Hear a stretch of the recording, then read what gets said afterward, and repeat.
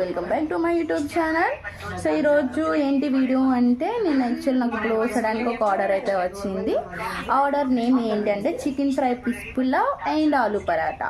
So నేను already preparation అయితే ready చేసి పెట్టేసుకున్నాను, బట్ ఆ టైంలో నేను వీడియో చేయడానికి కుదరలేదన్నమాట. So I'm waiting for delivery person.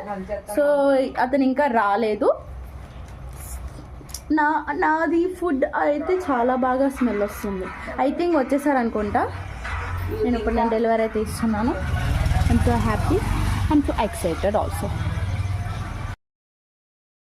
ఇక్కడ నేను అడుగుతున్నా ఏంటి మా ఆర్డర్ ఇంకా యాక్సెప్ట్ చేయలేదు, 20 minutes అయిపోయిందని చెప్పేసి చెప్తున్నాను అనమాట. బట్ డెలివరీ అయితే అంటున్నారు నాకు ఇప్పుడే ఆర్డర్ అనేది వచ్చింది మేడం అని చెప్తున్నారు.